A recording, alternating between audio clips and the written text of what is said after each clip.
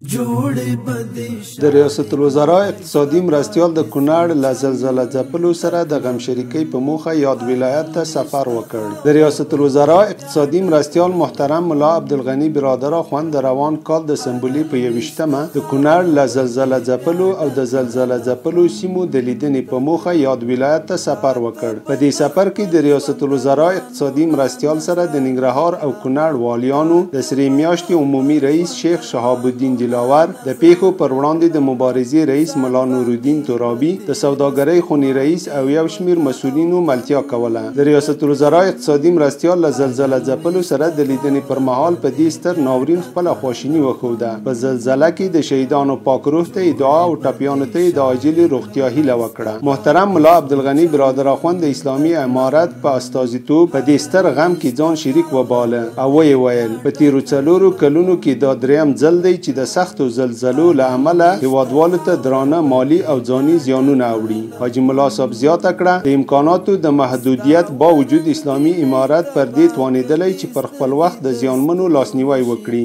محترم ملا عبدالغني برادر اخوند د کونړ زلزله ځپلو ته ډاډ ورکړ چې اسلامي امارت د دوی ترڅنګ ولاړ دی. د حاجي ملا صاحب په وینا دوی ټولو امارتي مسؤلینو ته هدایت کړی چې مرستې راټولې او په شفاف ډول پر مستحقو زیانمنو وویشي. د ریاست الوزرا اقتصادي مرستیال د هیواد په سوداګرو، پانګوالو او خیریه بنسټونو غږ وکړ چې د کونړ له زلزله ځپلو سره خپلې مرستې جاري وساتي. دغه راز حاجي ملا صاحب د زلزلې له امله د زیانمنو سیمو د بیا رغونې لپاره تر لاس لاندې اړینو پلانونو ته په اشارې سره وویل هڅه کوي چې په زلزله کې د ورانو شویو کورونو د بیرته رغولو لپاره امکانات برابر او په راتلونکو کې د طبیعي پیښو د زیان کچې د راکمېدو لپاره هر اړخیز تدابیر ونیسي. اقتصادي مرستیال له ټولو هغو هیوادونو، هیوادوالو، ملي سوداګرو او خیریه بنسټونو د مننې ترڅنګ چې د کونړ له زلزله ځپلو سره مرستې کړي پر نړیواله ټولنه غږ وکړ چې په دې سختو شرایطو کې دې پر افغانستان لګېدلي بندیزونه پای ته ورسوي څو زیانمنو افغانانو ته د مرستو رسولو او اقتصادي ستونزو ته د رسېدنې بهیر پر وړاندې شته خنډونه له منځه ولاړ شي.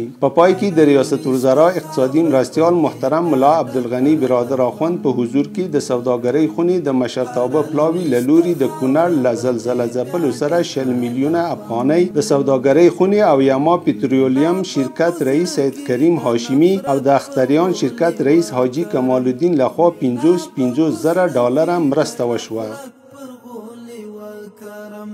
مینا بدی ګران ملت زړه کې را سرګند کړم